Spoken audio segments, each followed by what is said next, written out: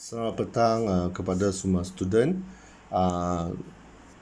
Ini masa saya record video ke-5 kepada semua. Hari ini saya nak tunjukkan kepada semua student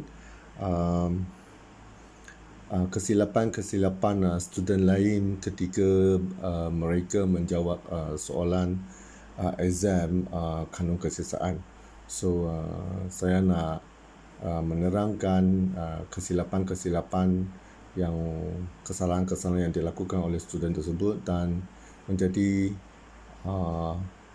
peringatan kepada student yang akan menduduki peperiksaan ini kanun kesiasaan pada hari Jumaat ini. Jangan ulang kesilapan yang dilakukan oleh student dulu. Boleh ya? Sebelum itu saya nak mulakan ini dulu. Saya bila saya memeriksa kertas jawapan, saya sentiasa mendapati ada student yang keliru tentang benda ni. Sekiranya student tulis ini dua perkataan kanun kesiasaan, lepas tu belakang student boleh tulis dua KK yang besar. Lepas tu kemudian ini ayat pertama, okey, kesalahan pertama, peringkat pertama, boleh tulis ini macam ni. Lepas tu kemudiannya semua ayat tersebut tulis KK cukup, tak perlu kurungan lagi. Ini salah. Okey, tak perlu tulis ini okey. Okey, saya terima ini. Termasuk ini section lah. Section pun sama juga. Jika student tulis section di atas itu kurungan SEK, so bawahnya tulis SEK. Saya boleh faham lah ini section sebenarnya. Okey, tak perlu tulis kurungan SEK, ini tak perlu, ini salah lah. Okey, boleh faham lah. So hari ini kita tengok kertas jawapan ini yang dijawabkan oleh student. So tengok ini kesilapan dia. Kesilapan dia adalah dalam peringkat pertama, dia letak kesalahan 506 426 khianat dengan cedera. Dia letak 33 ini sekali. Kan saya hari itu sudah cerita, kalau letak 33 ini nanti ada banyak markah akan rugi. Contohnya satu ini saya memberi dua markah, ini pun dua markah. So bila tulis macam ni, saya hanya boleh satu, saya memberi 3 markah saja. Yang lain itu akan rugi. So jangan buat macam ini. Saya sudah cerita satu kesalahan, okey, satu kesalahan, satu ayat. Maksudnya satu kesalahan tulis 4 peringkat. Okay, jangan gabung macam ini. Okey, ini tulis secara perasingan, ini pun tulis secara perasingan, ini pun tulis secara perasingan dalam bentuk ayat 1, ayat 2, ayat 3. Boleh faham? Okey. Tengok ini. Student ini dia tidak suka ayat yang saya gunakan. Dia mulakan dengan section 503. Okey, sebenarnya buat dalam perenggan. So perenggan macam ni, karangan itu perenggan. Tapi mulakan dengan ayat ini supaya tak perlu keliru. Contohnya mula dengan ayat tafsiran di bawah section 503. Bukan section 5 ni. Apa benda ni? Ini macam tulis point form. Jangan macam ni ya. Jangan buat macam ni. Okey? Boleh faham lah student lah?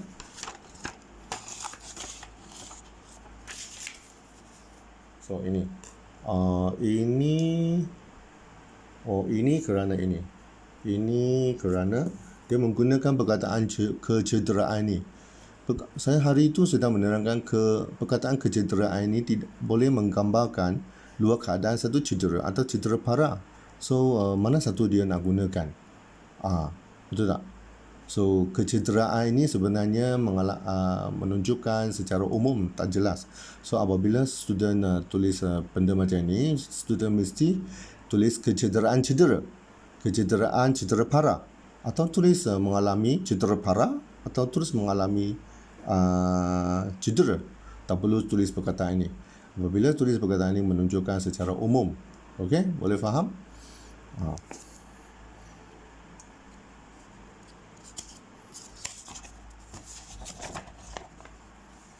So ini yang kita perlu fokuskan. Ini student dia tulis dalam tafsiran peringkat kedua, dia tulis bagi kesalahan kong. Bagi kesalahan Kong ialah seperti di bawah section, bukan di section. Mana bawah itu? Di bawah section 425. 425 bukan kesalahan lah. 425 itu definasi. Kenapa definasi itu dia tulis sebagai kesalahan Kong? Sebab sebenarnya kesalahan Kong yang betul itu, kesalahan Kong ialah 426 atau 427. Ini definasi. Bagaimana boleh dikatakan sebagai kesalahan Kong? Itu sebabnya saya menasihatkan kepada student gunakan ayat yang sentiasa, yang selalu saya gunakan itu. Okey, saya sudah mengajar gunakan ayat-ayat untuk memulakan perenggan tersebut. Maka tidak silap. Okey, apabila tulisan student tengok bagi kesalahan Kong ialah seperti di bawah section 425 khianat, iaitu ini ni. Sebenarnya dia nak tulis apa? Di bawah perenggan tafsiran dia nak ceritakan tafsiran di bawah section 425 khianat ialah ini. Okey, jangan buat kesilapan macam ini. Boleh faham? Student lah, ingatlah.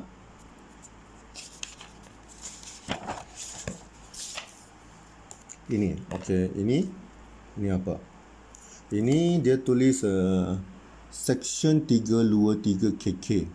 Ini short form. Dia tulis secara short form. So, kenapa tulis secara macam ini? Di atas itu dia pun tak membuat penjelasan. Okey, jangan buat benda macam ini. Okey. Kalau nak buat ini, di atas muka surat ayat pertama itu terus menjelaskan.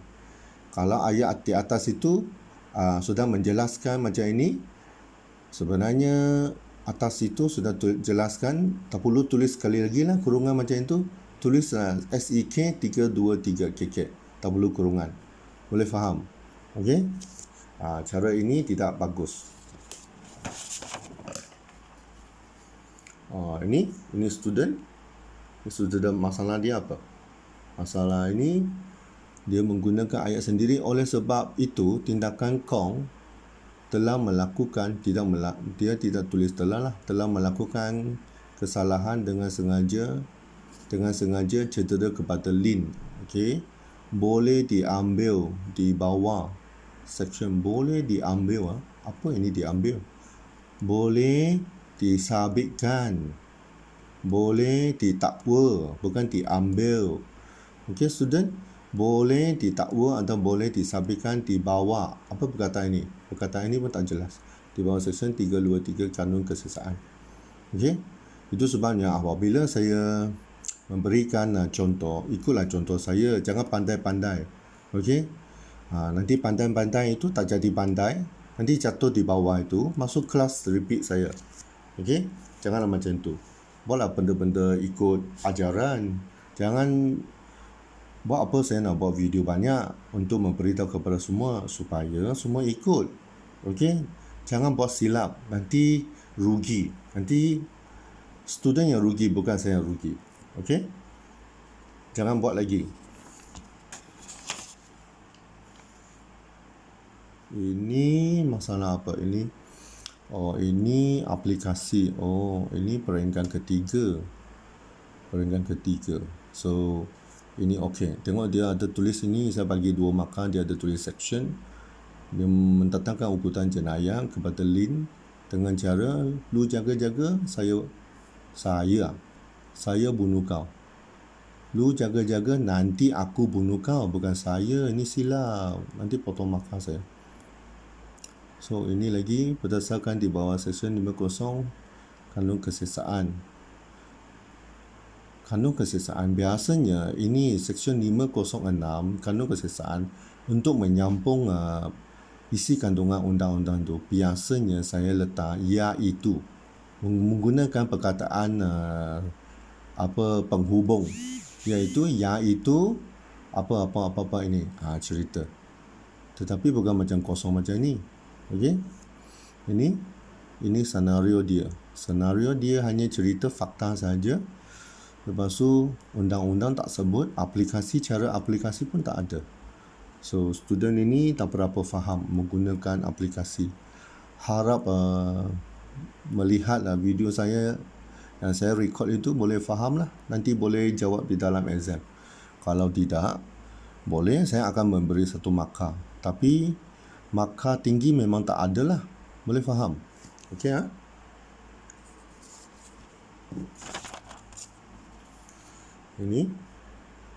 Ini ialah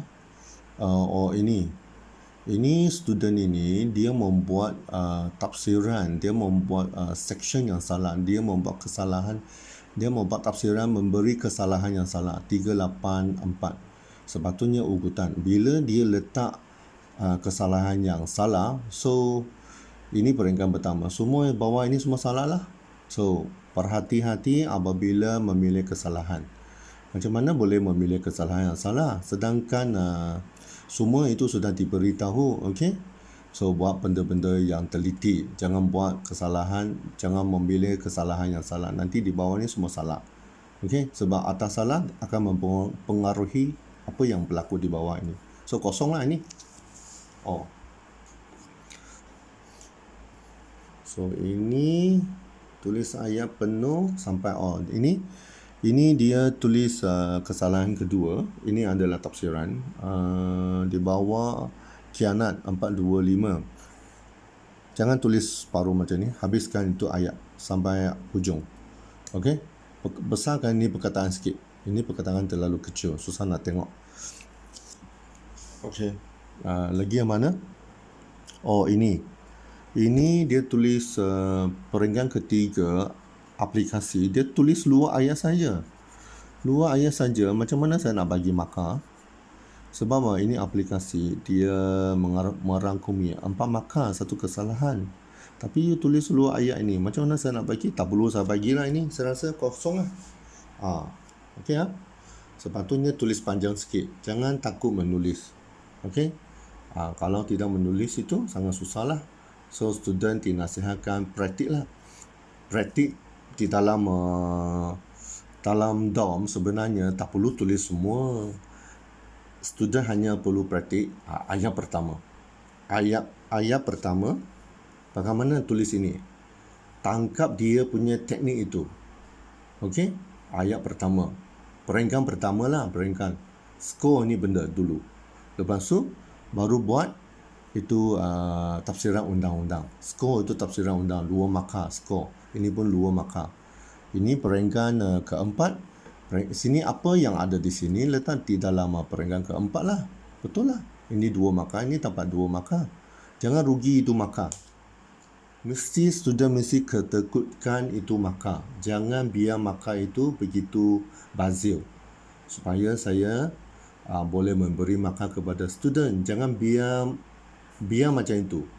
Student mesti ketekut itu markah, mesti genggam itu markah, tulis betul-betul. Mesti ada 3 benda itu yang saya sebut itu, tulis itu supaya saya boleh beri markah.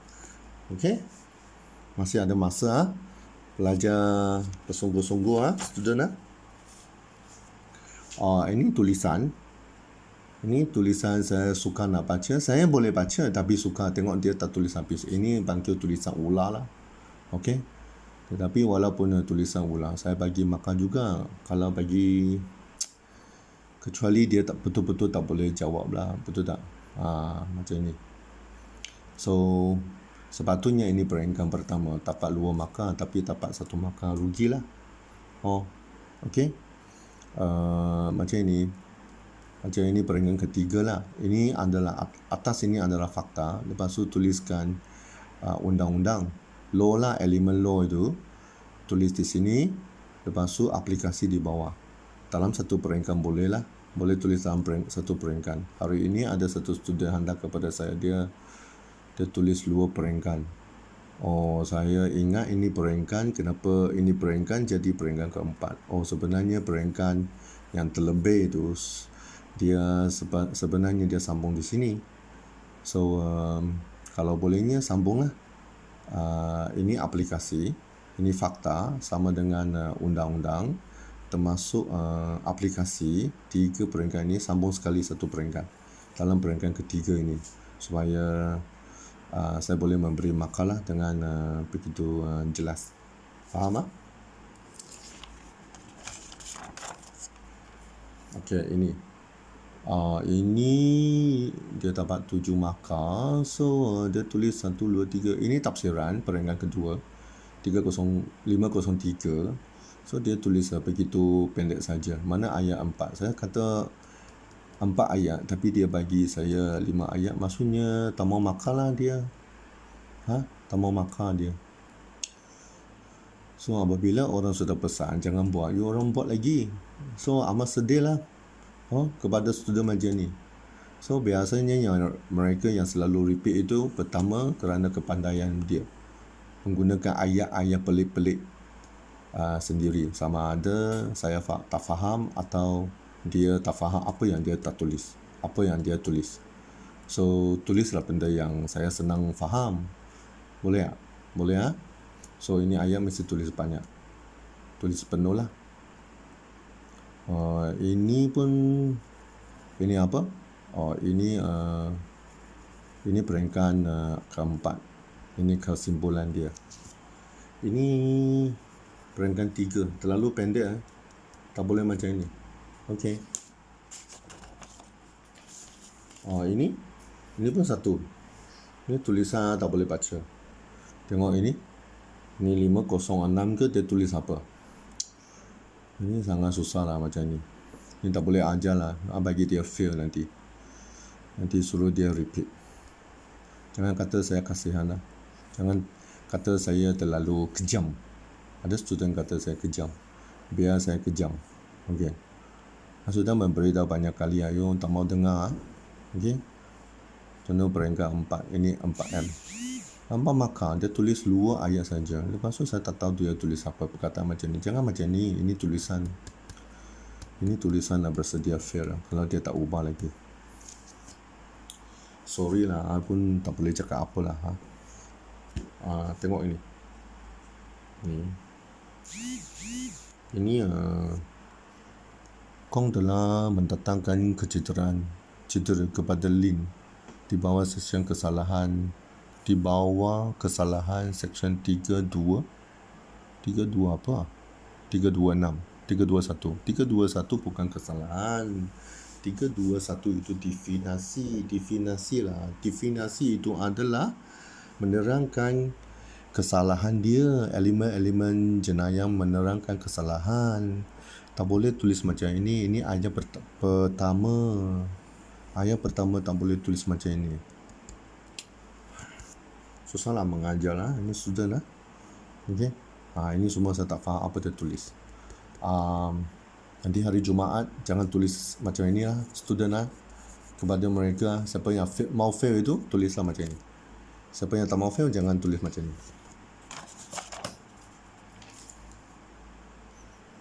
So ini kerana dia memilih dalam perenggan ketiga ini, dia memilih fakta. Sebenarnya ini apa? Ini ugutan jenayah. Sebab tu dia tulis Kong mengatakan lu jaga-jaga nanti aku bunuh kau, dan mendatangkan ketakutan kepada Lin. Lin rasa nyawa dia diancam dan dia rasa takut. Ini fakta, sepatutnya itu fakta, tapi dia tak cerita. Dia hanya cerita cermin pecah, ini pergi hospital, ini cedera ini. Sebenarnya tak ada banyak fakta berkaitan Kong bercakap dengan mengeluarkan kata-kata ugutan kepada Lin. Itu sepatutnya tulis ini. Okey.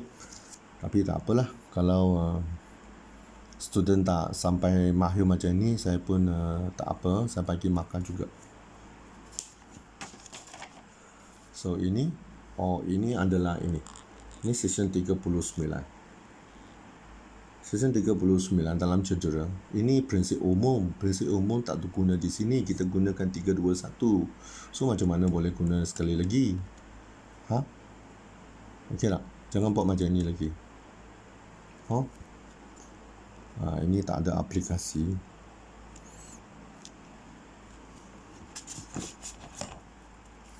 Ini apa?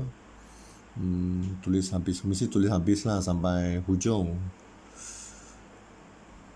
Ini KK. Perkataan KK selalu lupa tulis student lah. KK tulislah di belakang section 323 KK. Okey? Jangan tulis macam ini ya. Lupakan KK. Jangan macam itu. Ini masa dalam perenggan kedua tafsiran undang-undang 503 KK. Student ini dia masukkan nama Kong. Ini undang-undang, you jangan masukkan nama itu, you tulis undang-undang saja. Okey, jangan masukkan nama Kong nama orang masuk ke sini. Ini perenggan kedua khas kepada undang-undang saja. Okey, jangan tulis nama ini. Mau tulis nama ini, tulis di dalam ini. Ini senario perenggan ketiga ini.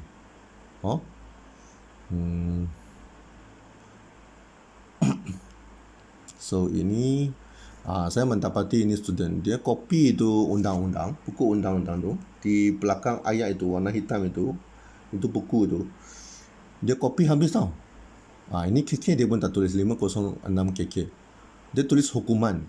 Tak perlu tulis macam itu. You salin semua ayat itu buat apa? Memang saya suruh kamu tulis itu, tapi tak perlu tulis ini daripada A sampai Z.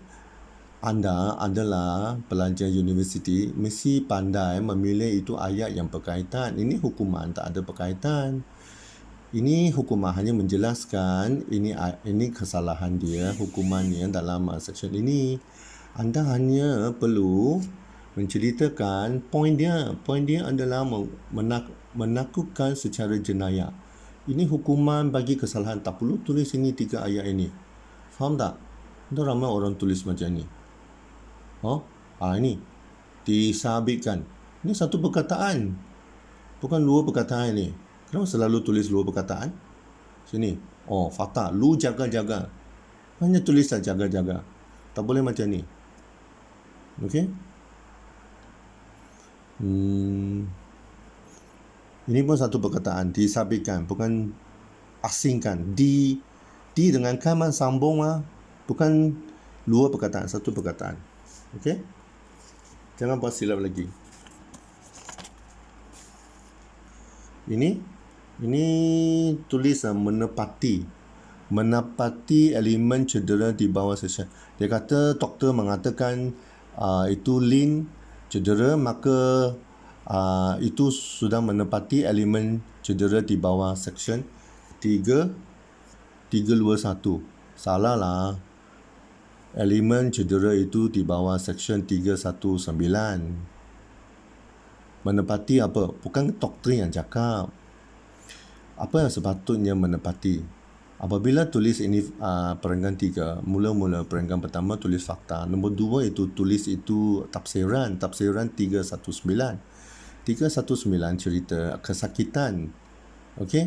Lepas tu merujuk kepada fakta, Lin dia mengalami cedera. Cedera itu adalah merupakan kesakitan. Itu dalam fakta. Dan kesakitan ini ada sebut dalam section 319. Dia mengatakan siapa-siapa mengalami kesakitan itu boleh dikatakan sebagai cedera. So itulah menepati dalam section elemen jenayah 319. Bukan menepati itu doktor cakap. Doktor cakap itu bukan menepati, bukan cedera itu bukan doktor yang cakap. Okey, sungguh pun dalam saya punya dalam senario itu memang saya cerita macam itu. Tetapi yang katakan cedera itu adalah undang-undang di bawah section 319. Boleh faham? Ini menepati apa? Saya tak faham menepati ini. Ini student baguslah, dia boleh mendapat 18 markah, hanya ini sayang sajalah. Okey. So boleh praktik lagi lah.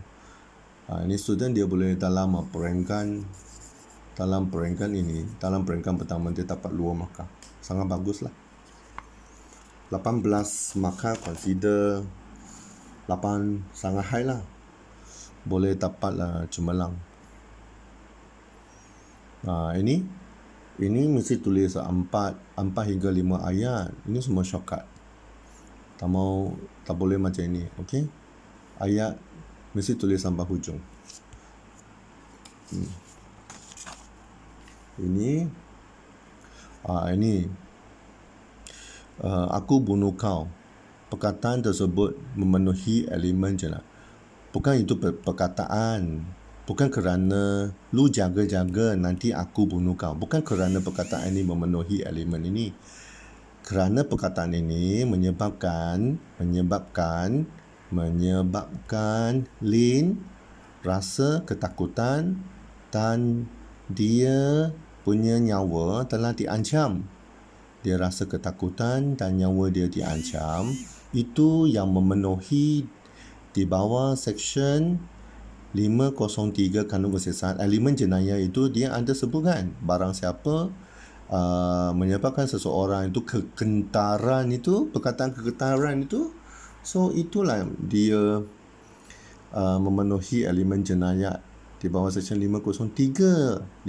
Apabila dia memenuhi perkataan kegentaran itu, baru di bawah Seksyen 503 barulah dia cakap dia sebagai apa? Ukutan jenayah. Kerana elemen jenayah itu kegentaran. Barang siapa melakukan kegentaran kepada seseorang. So, apa kegentaran itu? Apa kegentaran Lin? Lin rasa ketakutan dan nyawanya dia diancam. Itu adalah memenuhi perkataan kegentaran di bawah Seksyen 503. Inilah dikatakan sebagai ukutan jenayah. Boleh faham? Bukan kerana perkataan ini, bukan kerana lu jaga-jaga aku bunuh kau. Bukan kerana ini benda.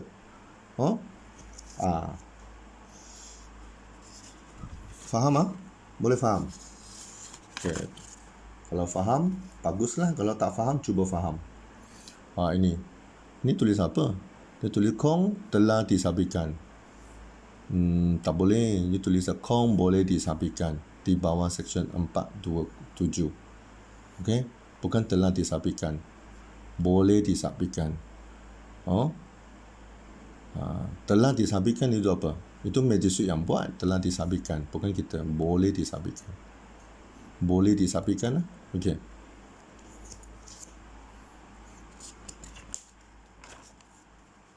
So ini apa? Kepada sesiapa. So ini perkataan dia besar, tetapi Seksyen 506 ada, tapi dia ada tulis melakukan kesalahan menakut orang dengan salah. 506 iaitu mentatangkan ukutan jenayah kepada siapa? Kepada Lin dengan macam mana? Dengan Kong telah mengatakan lu jaga-jaga nanti aku bunuh kau. Perkataan itu mentatangkan ketakutan kepada Lin. So Kong boleh dikatakan Kong telah melakukan satu kesalahan di bawah Seksyen 506 kerana telah melakukan ukutan jenayah terhadap Lin dengan mengatakan Lin lu jaga-jaga nanti aku bunuh kau. Macam itu. So ini apa? Dua baris. Dua baris ni dua baris lah, tak ada markah lah. Mau markah tulis banyak.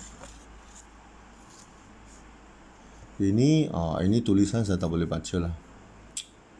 Ini tulisan sangat teruk. Kalau student fikir mau repeat itu, tulisan banyak ini. Okey? Tulis macam ini. Mesti penuh kita punya kelas repeat itu. Okay, itu sajalah, saya rasa habis. Itu saja. Harap semua fahamlah, jangan ulang lagi kesilapan yang telah dilakukan oleh student yang lama itu. Jangan buat itu. Sayanglah markah sendiri. Okey. Saya fikir tak ada orang tak mau passing out kan. Tak ada orang mau repeat kan.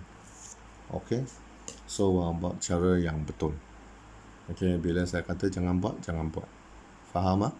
Terima kasih. Selamat malam. Harap semua sihat. Boleh datang ke Dewan Peperiksaan dan menjawab soalan kanun kesesahan dengan gembira dan baik. Bye-bye.